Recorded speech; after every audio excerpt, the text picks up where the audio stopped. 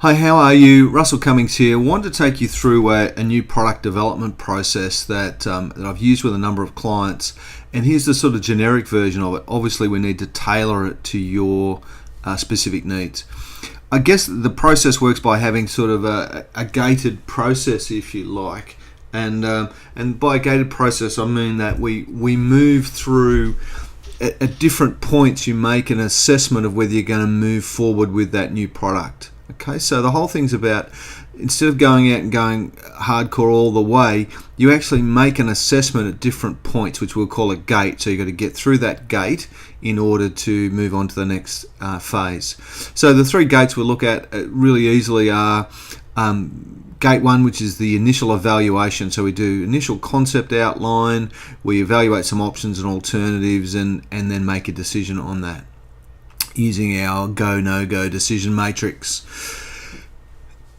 Once you've decided to sign off and go to that next point and invest the money and the time and the energy to go to the next point, we then go into Gate 2. We do a far more detailed evaluation. So we look at the business environment we're working in, clearly define our customer, what's the competition up to, what's happening across the marketplace, what's happening with the product. We do some financial analysis, we do some risk analysis, and then we make another decision on whether we're going to go to the next phase.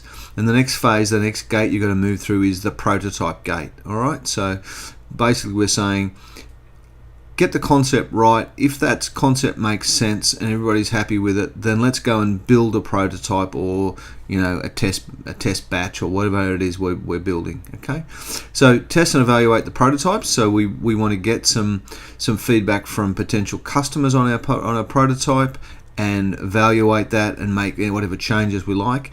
We need to evaluate, once we're making the prototype, can we actually take it into production? So we need to evaluate for production, and then obviously we need to develop a marketing plan and materials and be ready to go. And if all that's fine, then we'll obviously move into some sort of production phase, or we'll shelve it for a later date, or we'll rework it and come back through the prototype phase again, or we take it to market. Anyway, let's quickly just run through the things we're going to want to talk about. So in Gate 1, the initial evaluation, we'll go through this in detail in the course, but who's the target market, how many will we sell, what are the key elements of it, what price points, how we're going to distribute it, and how we're going to market and sell it. Pretty important stuff. The no-go matrix looks at some key factors, and you evaluate it against your product, against competitors if you have that competitor information, and then you decide to move ahead at that point. All right. We then if we've decided to move ahead at that point, we need to do a detailed evaluation. We define our customer really clearly. We look at the product and really break it down. We look at the business environment and pull it apart and say, what's happening in our business environment. We do a competitor analysis. We do a market analysis. We do a risk analysis. So we've got all these spreadsheets, all these things to do. Now, some of them you may decide not to do. If it's a small product with not a great investment, you may not do a risk analysis and other things. But this is the process that's here if you want to roll out a larger project as well. Then we do a financial analysis. Now, that will vary depending on different circumstances. Okay, so we do our financial analysis and pull it all together, and then on balance we make a decision whether we're going to move through that second gate and move on to the prototype phase. All right, if you decide to make that investment now to step it up into the prototype phase, and Gates 1 and Gates 2 can take you less than a day to do. It can take a couple of hours to flick through some of the stuff that you really need to be across for this. So, it's not a big elaborate process. You should be able to do it fairly quickly if you need to. All right.